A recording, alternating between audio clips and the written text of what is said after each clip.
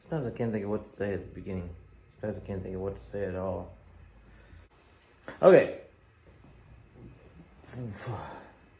Okay, when last we left off, I had gotten the plunge lines sort of done. Finished those up this morning, and now we're ready for grinds. This is the iffy part. Well, there's lots of iffy parts when I'm making a knife, but grinding is the part where I can really do some damage. You have the rough grinds, which is what I'm gonna do next, which is just means that they're kind of rough looking, but also it just means that I guess they're the first grinds. So I'll go through and grind all the knives. This is the Dragon, so this is typical what they look like before I start the grind. So I have ground the plunge lines in and then just kind of try to get, up to that line that I marked, that center line. I just want to say, for the past 5 minutes at least, maybe 10, and that would be like, 10 video clips, I have not been recording. I've been recording everything in between those clips. That's just a sign. That's just God telling me, hey, shut your pie hole. Message received. All right, it's the next day. Got interrupted yesterday. Had to do taxes. I'm convinced that if everyone had to pay taxes at the end of the year instead of having it taken out of their check, like self-employment tax, you can pay quarterly, but you can, if you're small time like me, you can pay it at the end of the year. I'm convinced that if everyone had to pay taxes at the end of the year out of, save it back, that we would have some tax reform, 100%. Anyway, that's neither here nor there, as they say. What's here is today is grind time. Finally grind time, I hope. So this is the critical part where there are stages where I screw things up, all through the stages. I have the ability to screw something up, but grinding is like the most sketchy. That's where I can really screw some stuff up big time. That's where, if it's gonna happen, that's the likely spot. Also, I am sick of wearing a hoodie. I am sick of cold weather. So I use a modified platen. It's a leather backing. I just glue that on with barge cement, and that lasts and stays on there forever. It's really, it stays on until you have to scrape it off. And the reason I do that is for the convex grind. I don't want to grind perfectly flat, and if I just have a steel backing, steel platen, then it'll come out pretty flat. So I want a little bit of convex to it. I used to use a rotary platen, they call it, and it's kind of a belt system, and it works pretty good, but I don't know, I didn't care for it that much, so I got rid of it. And years ago I went to the leather backing.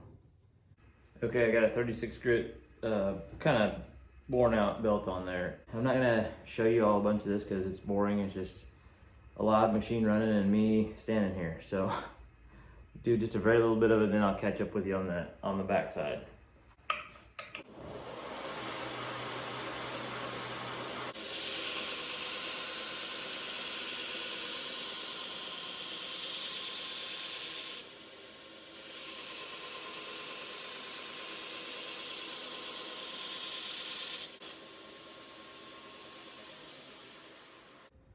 Okay, there's what one side looks like that's the first belt, basically. That's the 36 grit belt. And it's just like I said, just to knock off a bunch of the material as fast as I can. Here's what the other side looks like. You can see it's a little bit less exacting. You can see up there towards the tip where I kind of got a little bit funky. The reason that is because just like anything else, or anyone else, you have a dominant hand. And this is my weak side. So the off side of a knife is my weak side usually. So if you look at my work, you'll be able to look down the end of it and see one side will be slightly thicker than the other. And in older knives, it'll be very recognizable, very obvious. Most people who grind freehand, if you look at their knives, you'll probably be able to tell which is their dominant side and which is their weak side. And the other thing is this looks ugly. And it will until it doesn't. Anyway, basically don't hate the process. Don't hate the ugly stages. The ugly duckling becomes the swan in the finishing stages. And that's important to remember, at least for me, because a lot of times you can get discouraged in those formative stages, the building process, and a lot of projects are abandoned there because it just looks so horrible. And these will look horrible up until they don't.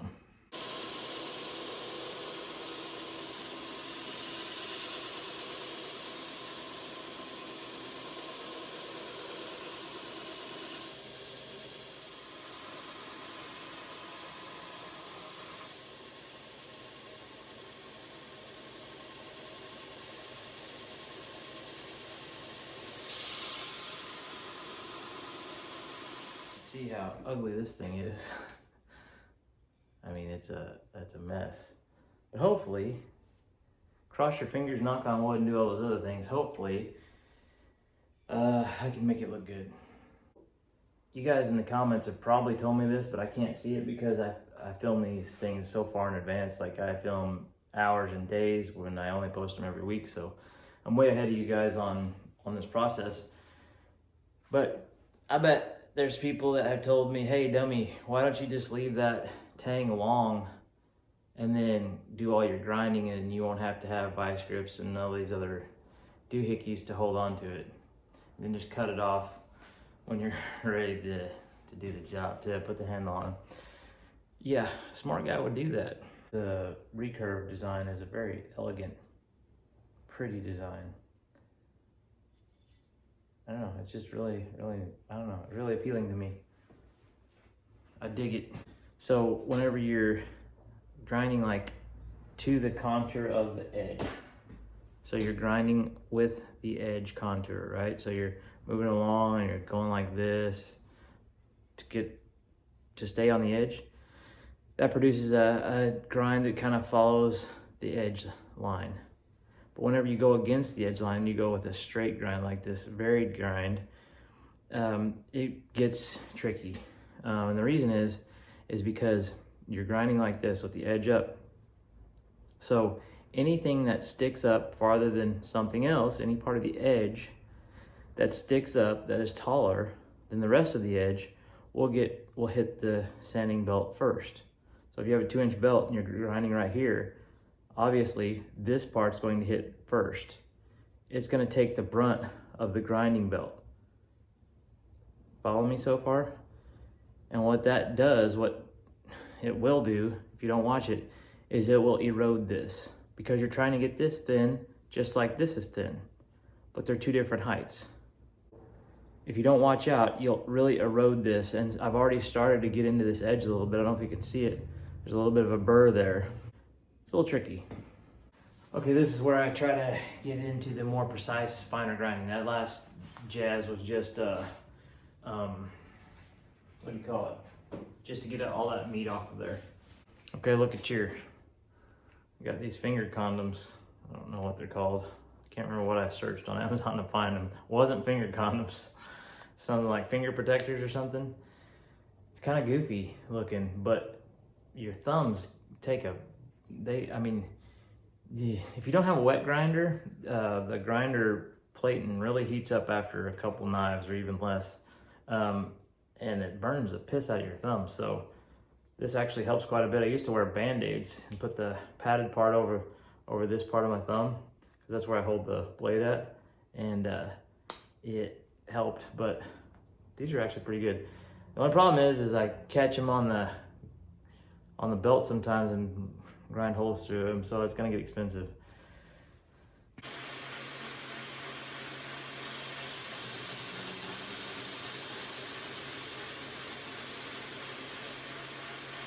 Can you see that grind line? So I'm getting close to it. I'm creeping up on it. And that's what you gotta be careful. You don't wanna go too high here, because you don't wanna go too high anywhere. You gotta watch out down here, because I start down here and I come up this way. So I start down here every time and come, so I can get a nice full blended grind. So I start down there every time. So I have to keep remembering not to go any higher here, because I'm already to my max. And so I have to creep up on this grind here, up on this grind line. There we go. This is the finished grind before heat treat. That's 120 grit, and here's what the other side looks like that I haven't ground yet. Knife making is adjustments. Life is adjustments. So knife making is a good analogy for life. So when I was a kid, the things that kept me up at night were killer bees, nuclear war, child molesters in vans, satanic panic, basically. Everything was Satan. What was the other one? Acid rain. Acid rain was going to be at the end of the world for sure. Oh, alien cattle mutilations. That was a big deal when I was a kid. None of those panned out. So all the stuff you're prepping for right now, is it going to happen? I don't know. All right, and ta-da! I don't remember which side I showed you before, but anyway, there's a little bit of like, not quite blended in parts, but that's okay for the rough grind. That's why it's called a rough grind. All right, there's one side of the aerosol finished.